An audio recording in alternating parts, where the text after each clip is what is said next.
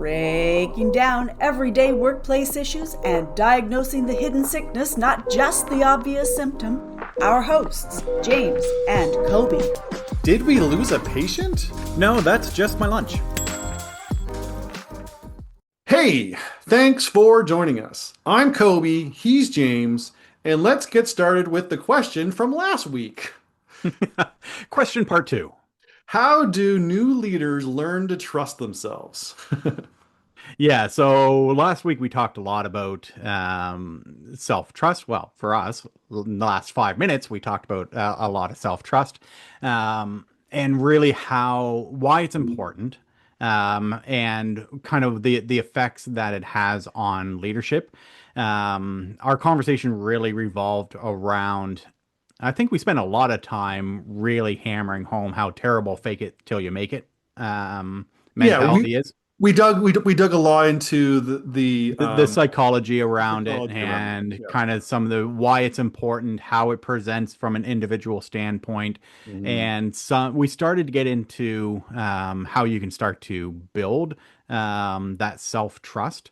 But we didn't have an opportunity to really dive into how does self-trust play out from an operational standpoint, which Right. is where I think we want to pick up the conversation today. Absolutely. Yeah. Yeah, no, I think that yeah, so again, we really kind of went into how you can build self-trust kind of in yourself from a psychological perspective and that kind of internal development piece. But it's really important for us to not just talk about how do you go on this journey to build it in yourself, but also how can you start acting with a sense of showing self-trust and kind of creating your own confidence and efficacy around your self-trust in the workplace. And I think that because again, that's a very important thing to know what it looks like and how can we actually develop the things to make this a bit easier. Because again, self-trust, as we talked about in the last episode, is kind of that foundational, it's that first skill you really need to have in order to be a strong, confident leader. It's the prerequisite for confidence, Yeah. right? If you do not trust yourself, you're not going to be confident in the decisions that you've made. Right. And so, kind of shifting away from the individual a little bit, I'm sure it will. We can't, when you're talking about leadership and leaders, you can't really separate that from the individual. But I do want to look a little bit more around the operational side. Mhm. And I want to start with just talking about leadership in general so that we're starting on the right path and understanding that leadership really is the responsibility to move the organization forward while supporting and bringing along the people who are responsible for that movement. Yeah. No, you're 100% right. It's about yeah, and this is kind of the tough kind of like duality of Hmm. leadership that actually makes it very difficult in a lot of situations is that you're responsible for the people and you're responsible for the organization. And sometimes it feels like those two things are in conflict. And as a new leader, you can feel like there's a lot of tension with that dual responsibility. They are often in conflict. They're often in like they are often competing priorities. And I mean, an easy example is often gets thrown around would be around compensation, right? There are competing priorities. Employees want to get the most resources for the least amount of effort. Organizations want to get the most effort for the least amount of resources. That is a direct Conflict. conflict between those two priorities. But your responsibility as a leader is to move the organization forward, but you cannot do that on your own. You Mm. cannot do that if you don't have the people moving in the same direction with you. So it's about balancing those competing priorities. Absolutely. Because I mean, some of them are like you're right. Compensation is a massive one, but also the idea of like the needs of the people and the organizational needs, right? Yeah. And I mean, one of the things that we often see when we're kind of in leadership roles ourselves is kind of the balance between fairness and consistency. Because I mean, Mhm. we talk about in great length about the importance of consistency as part of our 7x3 rule and everything else like that too. But everything can't be the same. You can't have you can't have equality, can't be the law of the land when it comes to consistency too. You need to address for fairness, you need to address for equitable needs and all the things like that too. So knowing that balance exists Yeah. is important. Just I like mean, we've talked about that how many times? The mm, idea that we default to equality because it's easy. yeah, Giving everybody the exact same regardless of their needs is an easy choice, but it's not the same as being fair, and it's not the same as equity. It's not the same as giving people what they need to succeed or to removing the barriers that people experience to allow them to be successful. yeah. And when we talk a lot about kind of the need to balance the short-term comfort that employees and leaders have to kind of try to like, have to endure that with long-term outcomes. Like sometimes it's a matter of like belt tightening is an example of trying to put long-term outcomes over short-term comfort, right? Mhm. But sometimes it's a matter of knowing when is it that, we're sacrificing our short-term what we're used to for the long-term success. I mean, one of the things that we talk about with self-sabotage is being too focused on short-term comfort and not wanting to like try something new or not wanting to break out of kind of everyday norms to kind of like strengthen something that will benefit more long term. Like so these are the things that can make this I don't know, this dual responsibility very difficult and very stressful for new managers. Yeah, it's a constant challenge to balance that short term and long term need. But there's something that you said that I want to capitalize on in terms of um, who's bearing the weight of the sacrifice, right? Sometimes, like the belt tightening conversation, far too often, in my less than humble opinion, it, the full weight of the sacrifice lands on the individuals, on Mm, the people, rather than the organization.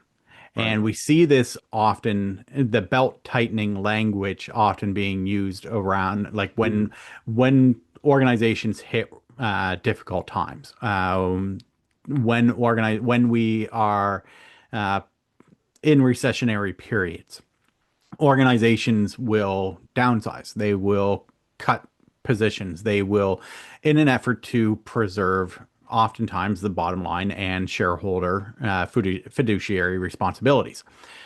The challenge is that the sacrifices are not being borne equally or equitably, yeah. and it creates a whole bunch of other challenges. And I don't want to go too far on this one because I am taking us off on a tangent, which I I'm known for doing. do way too often, and you often get irritated with me for, which Very much so. I'm totally fine with irritating you. That's not a problem.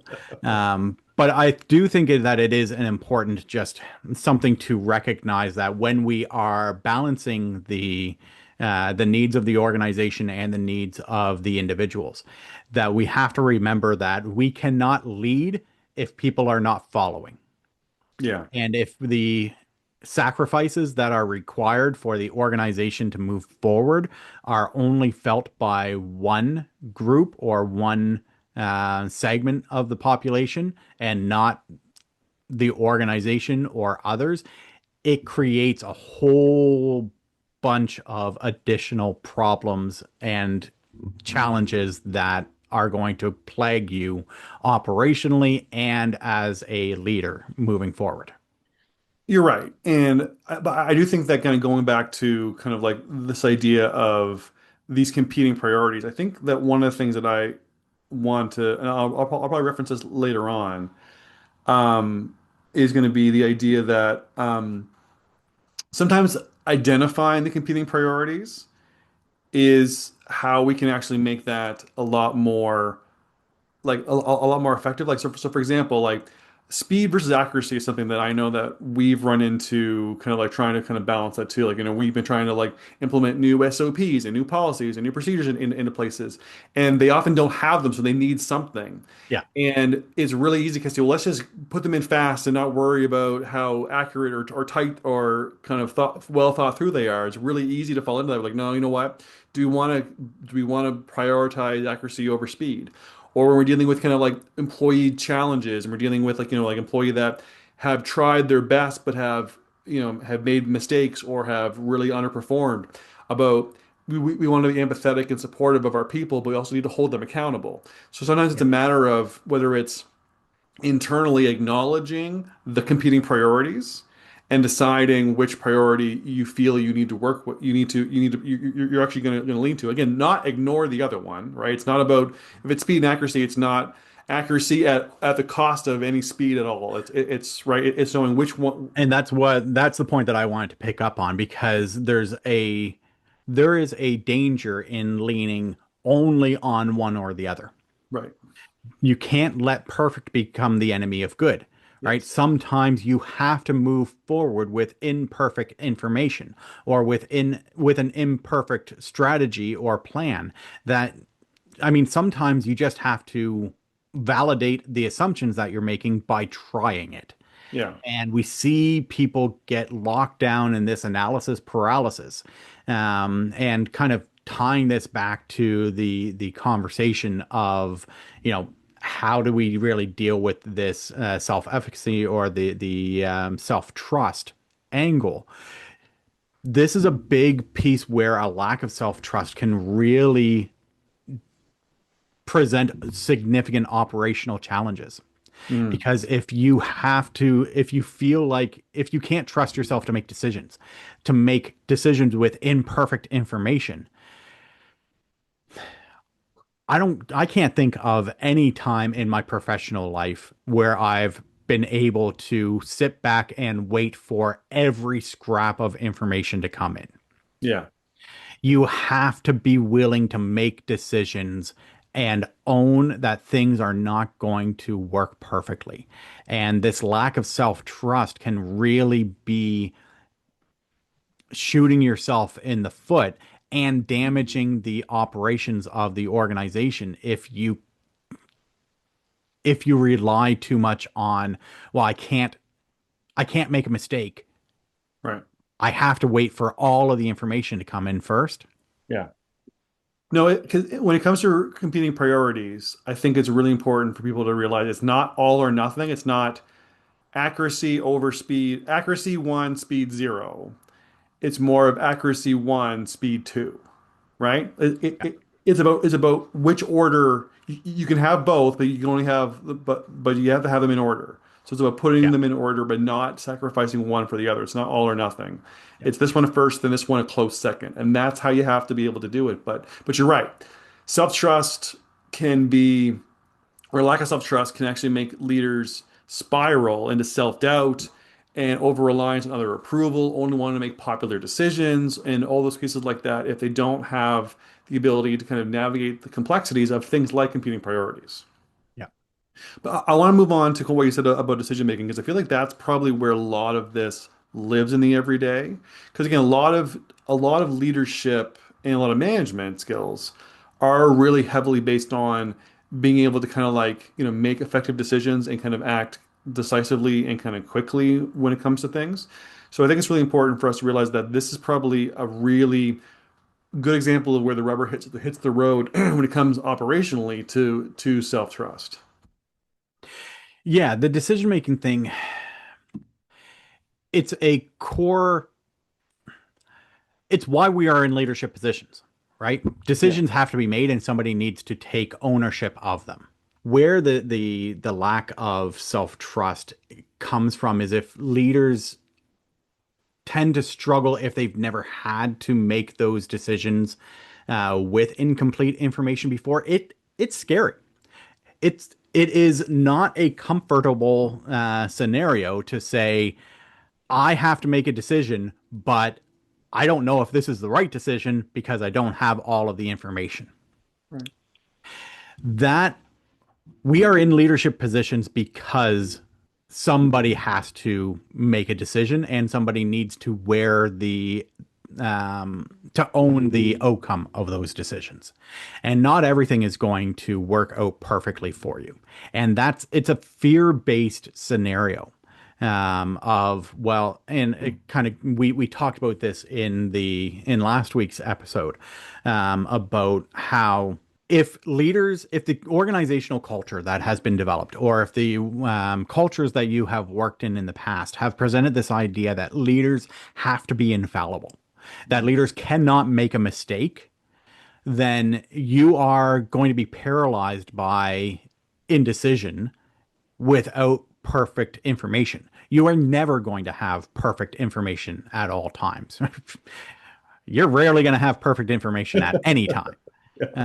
But I mean, we have to make decisions, because if we don't move on some of these things, there are operational priorities that we have to adhere to, right? Again, going back to that definition of leadership, it's our responsibility to move the organization forward. You cannot move the organization forward if you are paralyzed by indecision. But this is kind of the duality of it. Organizations that present this false expectation that leaders are infallible, that they always have to have all of the answers all of the time, that they can't say, you know what, I don't know, I'll get back to you, right? That if they can't show vulnerability, those are significant operational roadblocks, Yeah. because we have to make decisions in real time with imperfect information to move the organization forward. But we need a focus. We need a framework that we can rely on, or we need a lens through which we can filter our decision-making process.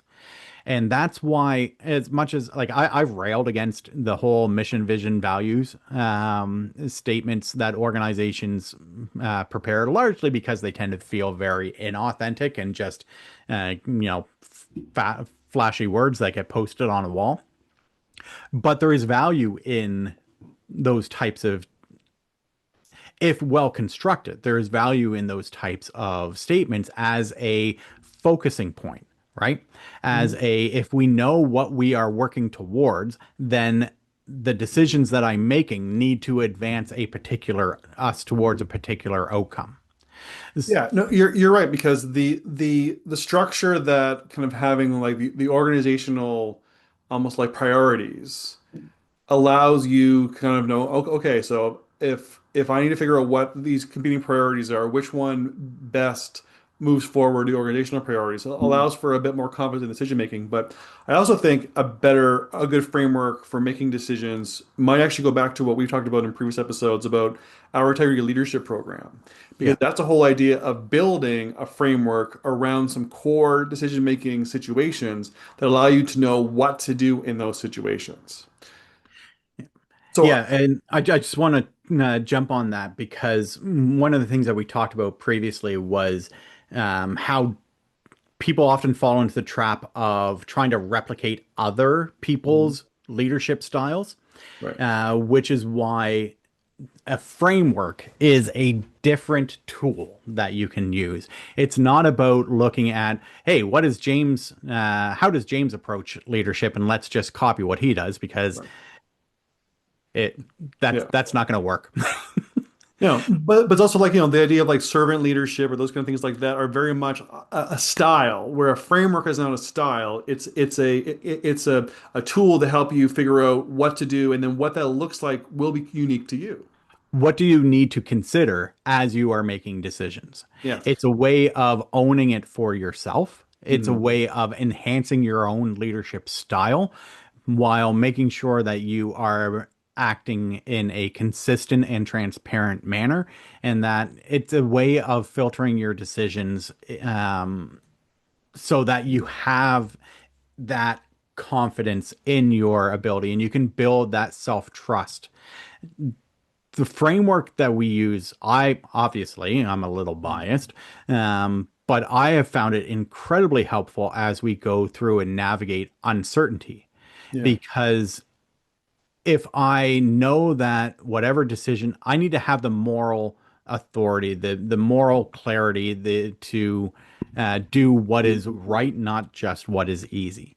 Because it's very tempting to look at, well, how can I offload this decision as quickly as possible? How can I what is the easiest way to either pacify the people who are upset with me or to make a decision that's going to get us to the outcome? Easy is rarely right. Hmm. And that's a challenge that we often face as leaders. It's a challenge that we face in our personal lives as well. But keeping in mind as we go through the process of decision making of, am I doing what is easy, or is this actually the right decision in this moment? And kind of these self-reflective questions can be incredibly powerful. One of the aspects that I tend to rely on from a leadership framework a lot is the idea of trustworthy influence. Is how do I wield authority? What is the perception of how I wield authority? Do I use my position in a way that builds and enhances trust? Or do I use my authority like a bludgeon to just beat people into submission along the way? Maybe it would help for us to actually go through and explain the dimensions of integrity leadership and talk a bit about each one. Yeah, and so we did an episode about how do you effectively lead and manage your former coworkers, and we dug into integrity leadership there. But I'll give you a bit of an overview. So the five domains of integrity leadership are: the first one is reliable respect. This is about providing fair, consistent, and dependable level of respect to all people, regardless of their position or status. Yeah. Reliable respect is about allowing others to know that your thoughts, efforts, and actions are always coming from a place of authenticity and empathy. The second one is moral courage. This is being brave enough to do the right thing, even when it's not popular. It's often appealing to sacrifice doing what's right in favor of doing what's easy. Yeah. The Um, popular angle, I'm going to interrupt you for a yep, second because the sure. popular angle is the trap that I see many leaders fall into, Mhm. right? They're looking at using decisions to not ruffle feathers, or what's the decision that is going to have the least amount of people angry with me, Right. rather than what is actually the decision that's going to move us towards our goal. What is the right decision in this manner? Right, because one of the cornerstones of moral courage is that it's important to have the courage to be unpopular and make hard decisions and face challenges head on. You need to have that level of courage. Courage to be unpopular. Well, I'm going back to high school. So the third one is honest acknowledgement. This is about having the confidence to acknowledge the efforts and contributions as well as the perspectives and opinions of others. Being honest and properly recognizing others when they have assisted you and sharing the credit is essential for leading with integrity. Yeah. Yeah, I And just let's yeah. that's a huge way of building relationships. Mhm. I talked earlier about like business is 90% relationships. If you want to build effective relationships, acknowledging when other people have contributed to your success, giving them credit for the work that they've done, acknowledging that is a huge way of building an authentic and respectful relationship. Well, and another way is a part of it too is about being honest and acknowledging the value in the opinions and perspectives that you may not agree with. Giving Yeah. credibility or giving credit to things even if you disagree that are actually factual and accurate that you just are just not in line with your current thinking. But also it's about acknowledging your own shortcomings and your own mistakes, right? Mhm. Showing vulnerability. We've Yeah. talked about several times already. Yeah. So the fourth one is what you mentioned earlier, which is trustworthy influence. This is about treating the responsibility and authority that you've been provided in a way that allows others to trust you and for you to trust others.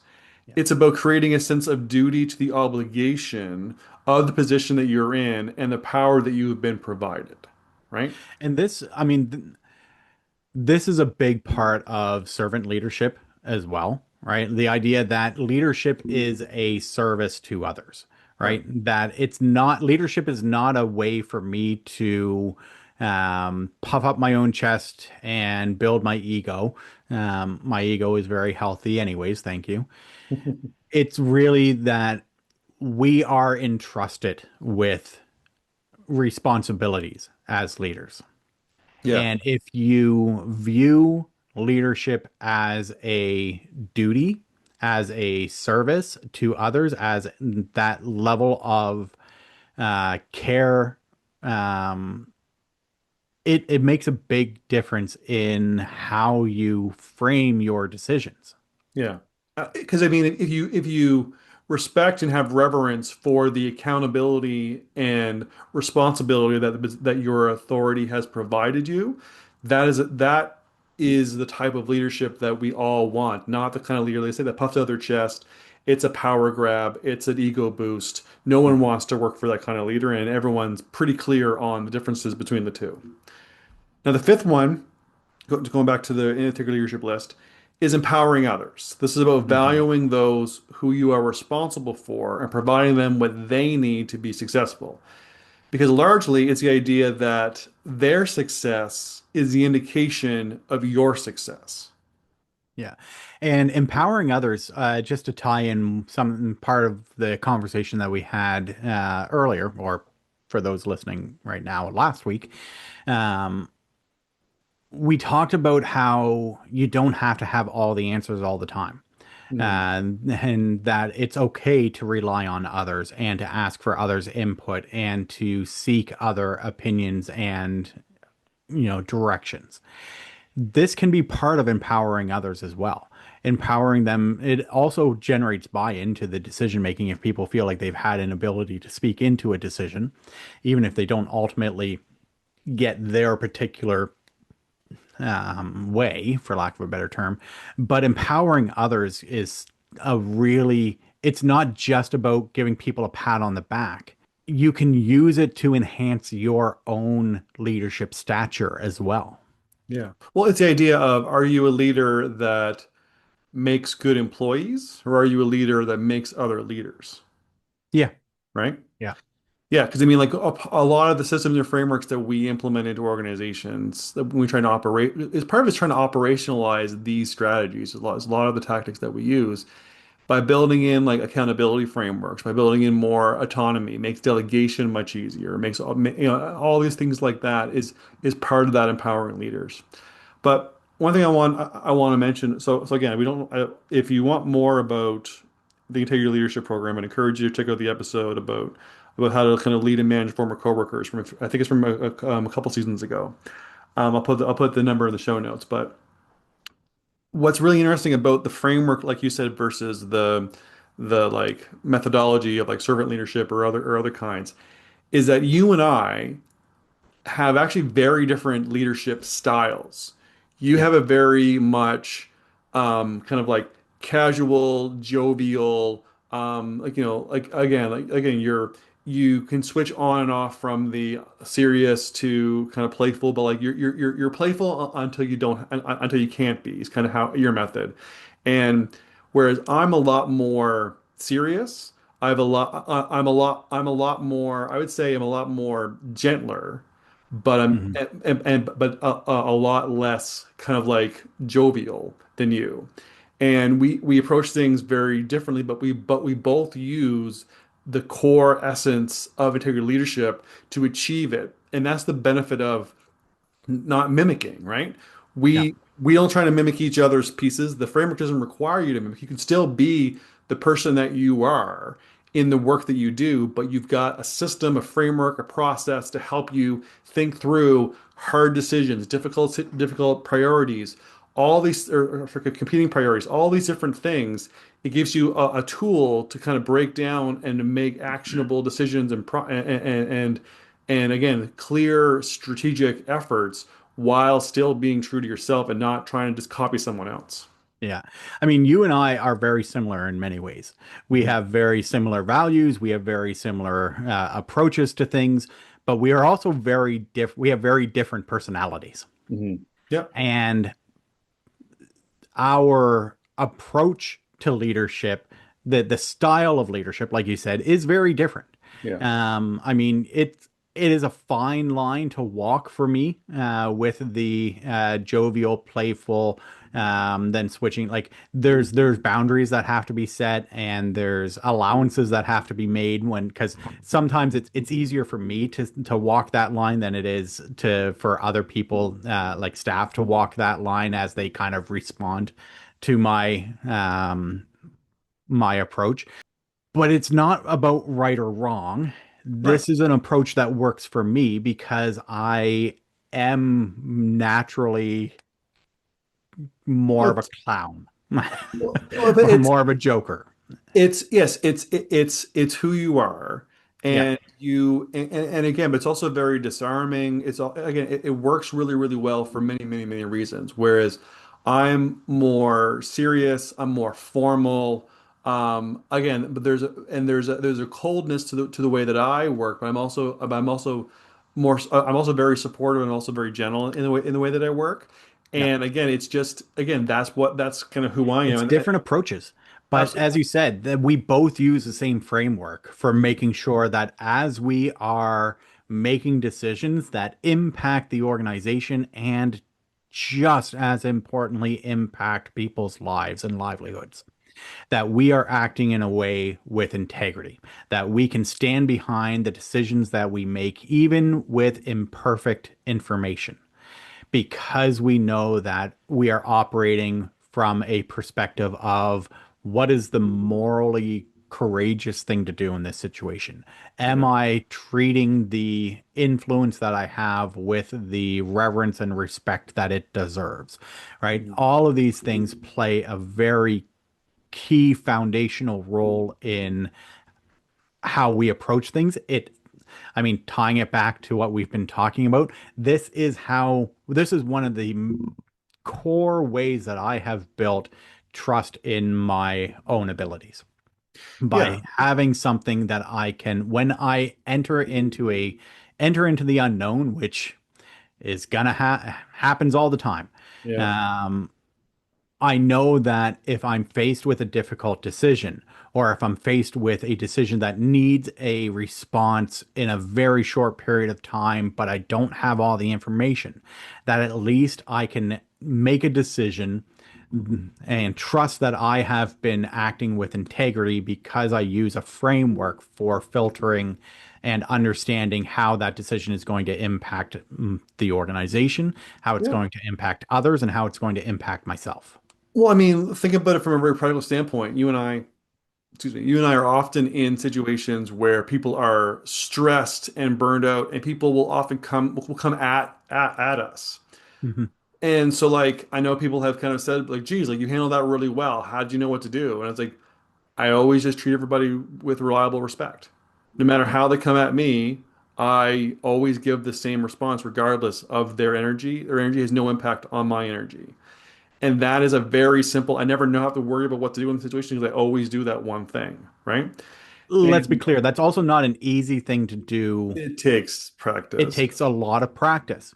It is that angle, I will admit, is something that I still struggle with from time to time Hmm. because I tend to be a bit more defensive. Uh, Depending, there are certain things that will set me off, but keeping that in mind, taking a breath before I respond and trying to force myself to think through the reliable respect angle helps to make sure that I am not only treating the other person with respect, but also there's something that I learned years ago that was repeated, like the issue is not the issue, Yeah. is something that I remember being told early on in my leadership career, in that oftentimes the issue that or the situation that has set somebody off, that's the straw. Hmm. It's the straw that broke the camel's back, and there is a whole lot of other things that are going on behind the scenes in their personal lives, in their professional lives that contribute to it. Yeah. So understanding that even though the anger may be directed at you right now, Hmm. it's likely that if you don't respond and match their anger with anger, 9 times out of 10, that person's going to come back later and say, you know what? I'm sorry. That wasn't directed at you. Other stuff is happening, right? Like people, sometimes people need to vent. Yeah. And if you are able to show that reliable respect, you also give people that permission to rely on you, and to know that you're not necessarily going to just respond with a emotional retort. Reaction. Yeah.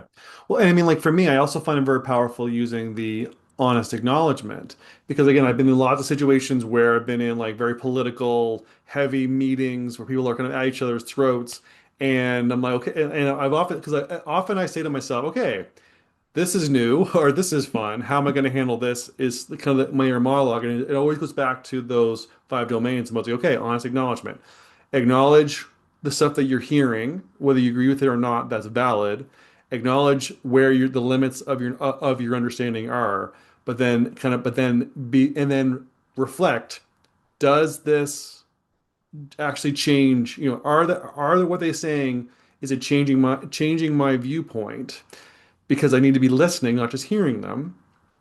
And then my response is usually a lot more again is usually again very respectful, but it's also the idea of like what they said, these things are accurate, but unfortunately that they're beside the point, and it allows me to kind of work through a very complex situations by acknowledging the things that I do know, the things that I don't know, the things that I agree with, the things I disagree with, and then it allows me to think critically about my own perspective and challenge it a little bit, and which makes my position a lot more robust.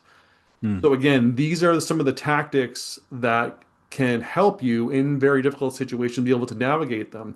But again, the way that you do that isn't based on you having one style of leadership. It's about you still being yourself within it.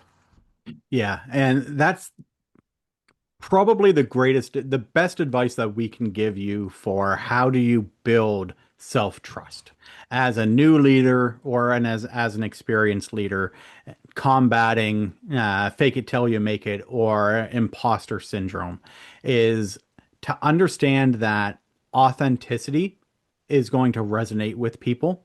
Mm. And so don't necessarily try to mimic or completely copy what somebody else is doing, or necessarily, like, if you're reading leadership books is not a bad thing, Yeah. but you have to take the pieces that work for you and make it true to who you are.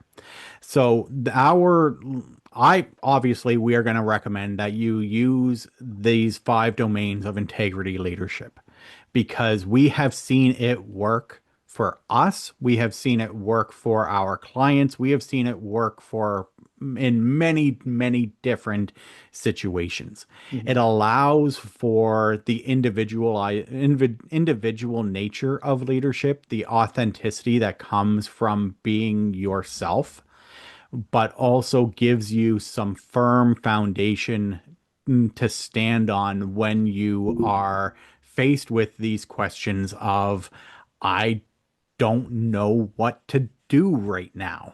Okay, I think that's actually a great starting point for us to move into some practical advice for kind of how, again, you listening, how leaders can build a real sense of self-trust. Yeah, because Um, we do need to wrap this up. We can't turn it into a 3-part series. That's a fair point. So I think the first thing is kind of going back to a little bit of something that you said in kind of in this conversation, but also in the last conversation that we had that would have went out last week was start with again principles, not perfection, right? Hmm.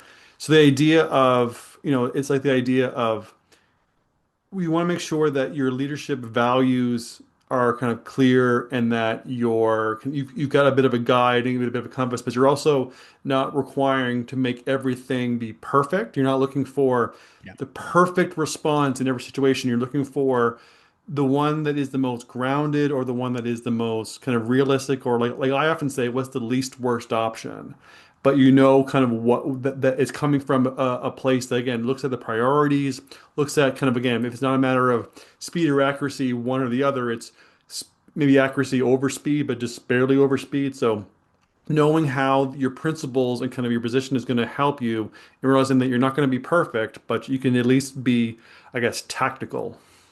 Yeah, and that's a big piece for like you need to have a focus for your decision making because you have to have a defense for why you've made that decision. Even if things we all know that things are not going to work out perfectly every Mhm. time. But if you know that you have acted in, you don't have to necessarily use our integrity leadership framework. Find something that works for you. Find a focus that you can use to make sure that you are making decisions with consistency. I think the next piece though is I talked a bit about deconstruction. I don't know if it was in this episode or in last week's episode. Deconstruction is a really like when you're presented with big problems, how do we break those down into smaller steps? Because there will be some things that you can make just the idea is let's make decisions quickly on the smaller things, right? Yeah. Some of the big stuff is going to require more thought, effort, input from other people, but not even a big decision can often be broken down into its component parts. So being able to figure out what are those small decisions, what can I do now that's going to build some momentum, it will help to build your own confidence that things are moving forward, that you're not just stuck spinning your wheels, and that it can build that confidence in your ability to make decisions. Yeah, you're right because sometimes when we are yeah, sometimes when we're feeling a little bit again like in that imposter syndrome or kind of we're in the fake it till you make it place, we can be hesitant to make even small decisions, and that is just quicksand that you fall into. But if you can just again have enough clarity to just kind of pull the trigger on things that are either low risk or kind of like obvious ones, that again gives you a little bit of extra self, kind of self-trust that you know what, make decision making isn't that scary, that you can actually move forward with it. Yeah. Actually, one thing I want to say going back to principles and non-perfection that you think about is that even though you said you don't have to use our integrated leadership, one of the ones in integrated leadership that helps me a lot is within moral courage. Is I often figure out, I say to myself, which of these options am I more comfortable defending with a microphone in front of me in the court of public opinion, right? Yeah. Those types of principles over perfection can be a helpful tool to figure out again which of these difficult priorities do I have to push forward? Which one am I more comfortable defending in public? Can be one of those little tricks too. Anyway, Yeah. And on that yeah, is the idea of transparency as well. yeah, Right, right. that is closely tied. If you have a framework, if you have a focus, if you have a lens through which you're consistently able to make decisions, being able to share your reasoning, you can't expect that people are going to necessarily agree with you all of the time. Right. But if people can respect a rationale, even if they don't necessarily attach to the outcome of that rationale. People want to know that our leaders are making decisions with some sort of purpose behind it. Mhm. We may not agree with all of the outcomes of that, but knowing that this is something that there's a structured, thoughtful process that went into this, not just a knee jerk reaction, can really build a lot of credibility. Mhm. Agreed. And then the other one is to ask for context, not necessarily for permission. So this is the Yeah. idea that, like one of the things that when decisions are coming to you or you're needing to kind of like push the action of the decisions up, making sure that you've got clarity around the things that are happening around you, whether that's when people are coming to you for a decision, you don't necessarily need to make the decision if you don't feel like you have enough clarity on the why. If you can't defend it, you don't, and there's a situation you don't have to make the decision if you're not Yeah. prepared for it, but knowing what you need to know so you can make that decision, right? So it's one of those things where there's no harm in you seeking more information to make sure that you have, at least the ability to defend the situation rather than being forced to kind of be rushed into something. If you're being rushed into a decision, sometimes that's enough of a sign of maybe you need Mhm. to, like maybe you don't need to make the decision, or maybe it's not the right decision, or those kinds of things like that too. So just realizing when to ask for context and how important clarity can be when you're trying to, again, figure out what potentially the least worst option is. Yeah, the context piece is really crucial. Like we've talked about before, how it's okay to not have all the answers right away. To say, you know what, that's a really good question. I'll get back to you, or I need a little bit more information. Like sometimes you are going to have to make a decision in Yeah. the moment, but most of the time, even the pieces that are important decisions aren't necessarily having to be done immediately in the moment. So Hmm. understanding when it is appropriate to say, I need a bit more context, or I need to investigate this further before I can give you an answer, is Hmm. fine. It's a healthy way of setting some boundaries and also managing some expectations. Yeah. Agreed. Okay, I think that between these two long conversations, there's hopefully something that you listening can really connect with and attach to, whether you're trying to improve your self-trust, again, kind of internally from a psychological perspective, or how self-trust can be practiced and utilized in kind of like within the context of your workplace, like real application of it. Yeah, this was kind of a new thing for you and I to try the not cutting a bunch of stuff out, which is what we've been having to do lately. Is we've been cutting a lot of our conversation to keep it down under 55 minutes, which has been a surprising challenge for us. But yeah, but if you listening, if you like this idea of us kind of going over with intention and then cutting it up into 2 episodes, if you think we should do more Yeah, often, longer form, more diving in more depth. I yeah. mean, I'm happy to talk as long as anybody's willing to listen. And Mhm. oftentimes even longer than people are willing to listen. Absolutely. But yeah, so again, let us know if this is something that you think we should do more often, doing these two-parters. It gives more content going on a regular basis. But yeah, but I think that this has been good. I hope that, like I say, I hope that you listening have some real practical, tangible, actionable items that you can take away to help improve your self-trust. All right, wrap it up. We're not doing a third episode. All right. So that about does it for us. For a full archive of the podcast and access to video version hosted on our YouTube channel, visit roman3.ca/podcast. Thanks for joining us.